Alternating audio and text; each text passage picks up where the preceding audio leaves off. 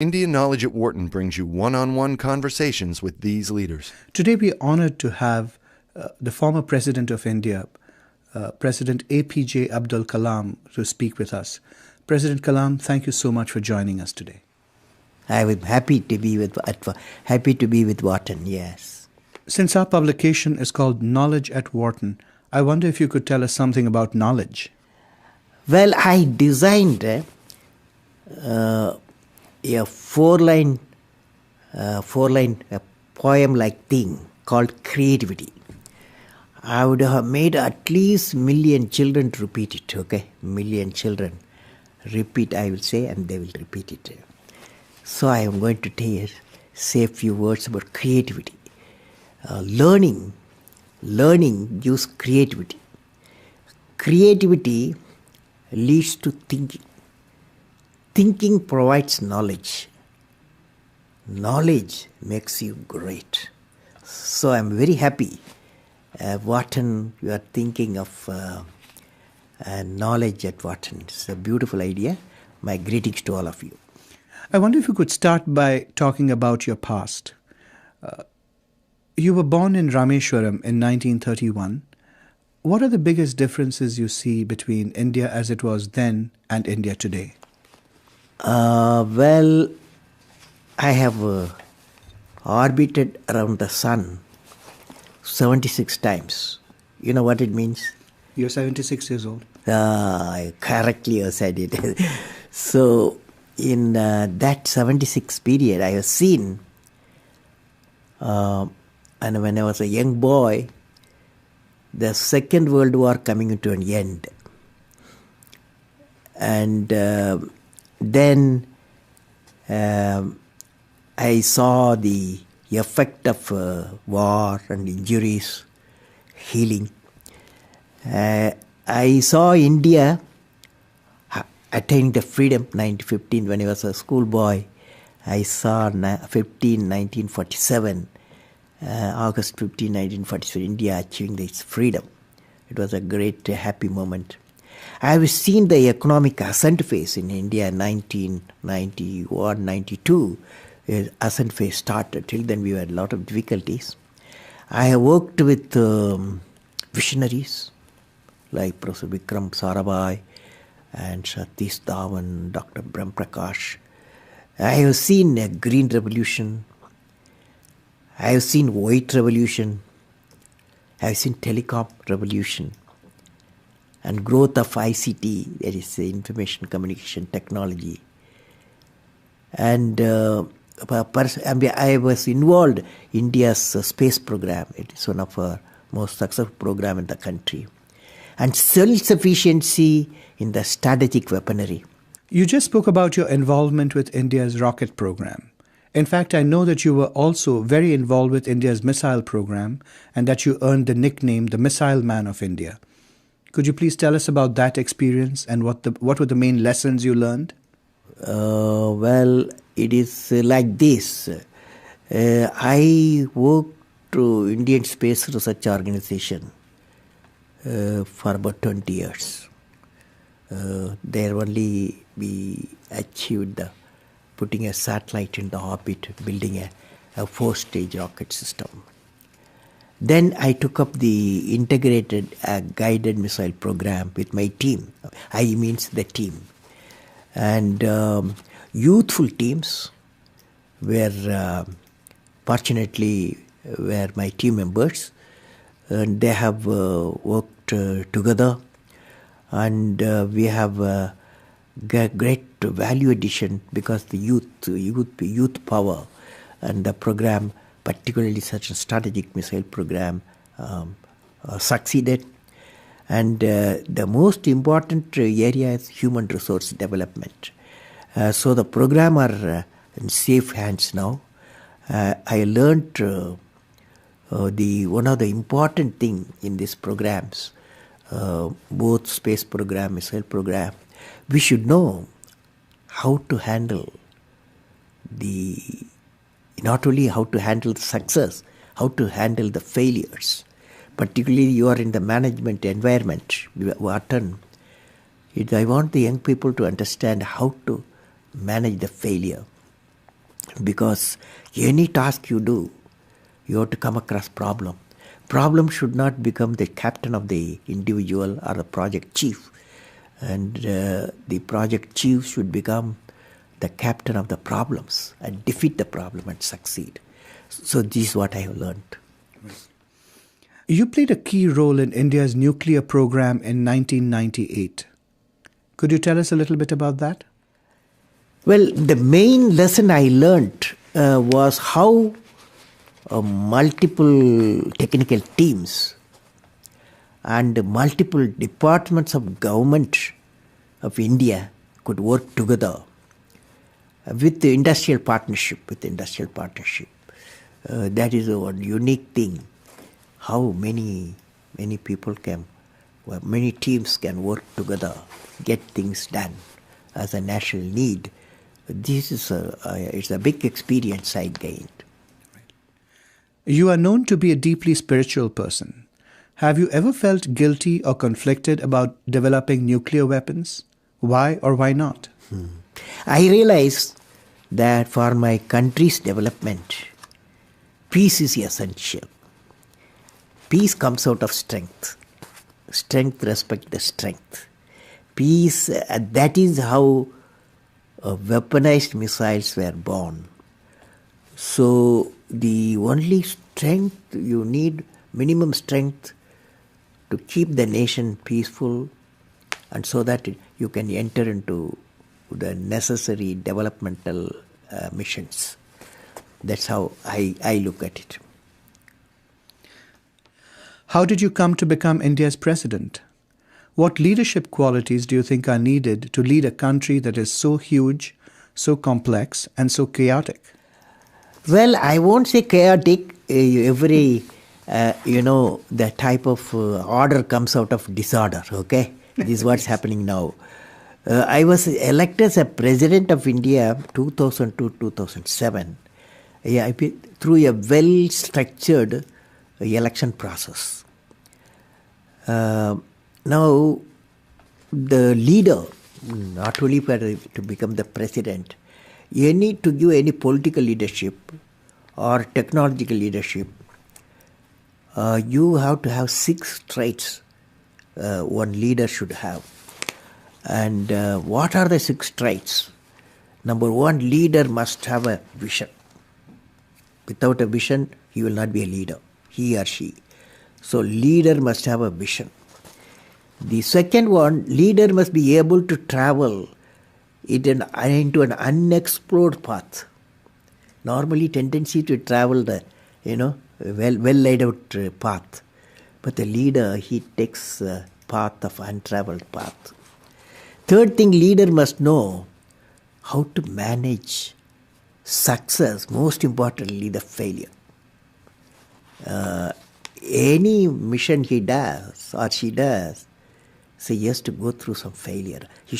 They should know how to manage the failures. Could you give us an example from your own experience about managing failure? Well, in my own experience like this, 1973, I became the project director for satellite launch vehicle program, SLV-3. It is called, to put a Rohini satellite in the orbit by 1980. When the management structure I was given, money I was given, and then human power I was given, only they said by 1980, you must put the satellite in the orbit, making a rocket. So thousands of people worked for that, say a scientific technical team. So when the time came, 1979, I think it's in August, we launched, I was in the mission director, project director. I was the control center. I was the mission director. We handed over to the computer to do the process of checking the launch vehicle T-minus 4 minutes and launch it. After 1 minute, in the computer, checkered computer put a hold. For some reasons, they said a display was there. It said some component is not doing well, control component. My experts told me, I have always behind me 4 or 5 experts will be there. And they quickly calculated in computer. They told me, don't worry, there is a where a lot of reserve fuel is there, we will succeed. So I bypassed the computer, I went on manual, launched the rocket system, okay? And it's a 4-stage rocket system. First stage worked beautifully. As soon as the second stage separated, it got into trouble. Instead of satellite going in the orbit, the whole rocket system went into Bay of Bengal, okay? So it was a big failure. So that day, Indian Space Research Organization Chief, Professor Satish Dhawan, there's a press conference, 7 o'clock we launched. 7:45 there's a press conference, the whole world press is there in Sririkota at launch base. So I still remember the chairman of the organization, the leader of the organization, taking the press conference. I was by his side. He said, we have failed. First time we tried to attempted, and this failure really makes us to believe we have to give more technological support to my team, and they worked very hard. Definitely in a year they will succeed. So I was a mission director, I was a project director. I am responsible for the failure. And he took the responsibility of failure as a chairman of the organization, and the leader of the organization. Next year, 1980, July, we succeeded. The whole nation was jubilant. There was a press conference. Professor Satish Dhawan told me, you go and take the press conference, okay? The message is, when the failure occurred, the leader of the organization owned the leader of failure. When the success came, he gave to his team. That the best management principle I have not learned previously, any books have not taught me. I learned from that experience, okay? That's a beautiful story. Thank you very much for sharing that. Next one, fourth point, leader must have a courage to take decision. That's our problem today throughout the world. Leader must have a courage to take decision. Fifth one, leader should have a nobility in management. I mean, nobility in management, a big question mark. So I believe leader should have a nobility in management. Every action of the leader should be transparent. You know what I mean? Leader should work with integrity and succeed with integrity. Leader should work with integrity and succeed with integrity. And I believe president, since you asked the question, has to be continuously in touch with the people. Rashtrapati Bhavan, where I was there, became a People's Bhavan. Instead of Rashtrapati Bhavan, it becomes People's Bhavan. And also I travel into the whole state, cutting across hill, deserts and sea. I was in touch with millions and millions of people. You had a vision for India in 2020. It was that gradually the differences between the countryside and the cities would disappear. Could you please explain your concept of the Pura and how that leads to this transformation? I'm glad you have studied my website, and I have explained the Pura concept in the keynote address. I'm going to do it today. Briefly, Pura is about giving a cluster of villages physical, electronic and knowledge connectivity so that the economic connectivity can emerge. We planned about 7,000 Puras for the whole nations, and it called Hill Pura, Coastal Pura and Plain Pura. And we believe this system, the Pura system, will bring the economic connectivity. That means employment generation potential increases. And I believe through Pura we are saying, and the employment generation capacity, empowering the people for employment, is indeed very vital in the rural environment so that prosperity will emerge. You have spoken about the need for India to become energy independent by the year 2030. How would that happen? Today all our fossil fuel dominating the energy sector throughout the world.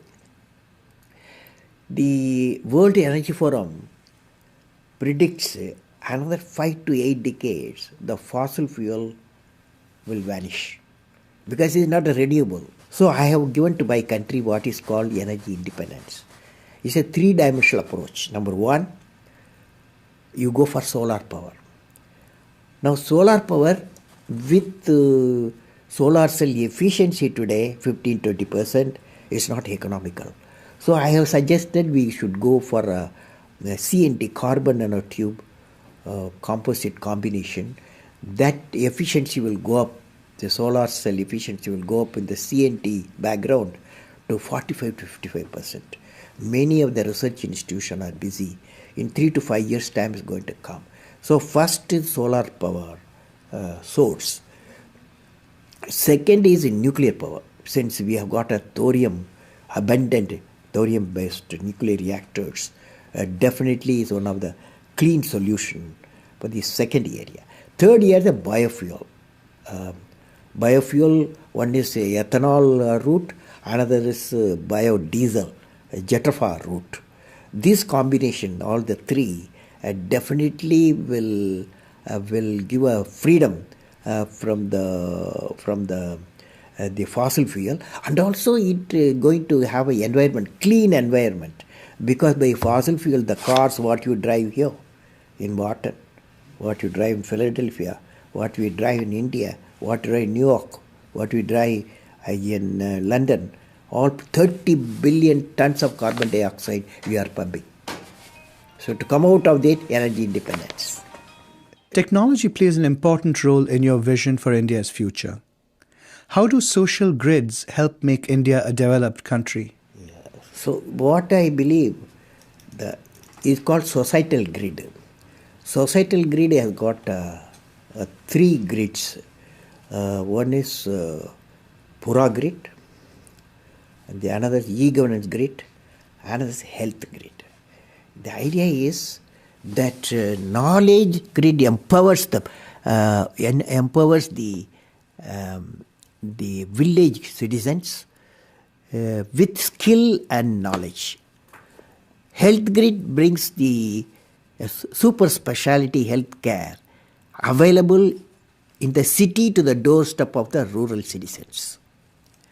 E-governance grid, another grid is called e-governance grid, brings transparent governance. Is very important, but transparent governance to the citizen. And also all these four grids, the economic, it will lead to economic growth and societal transformation, because communication in all areas are available. During your years as India's president, what was the biggest leadership challenge you faced, and how did you overcome it? Well, first time I had to return what is called Office of Profit Bill to the Parliament.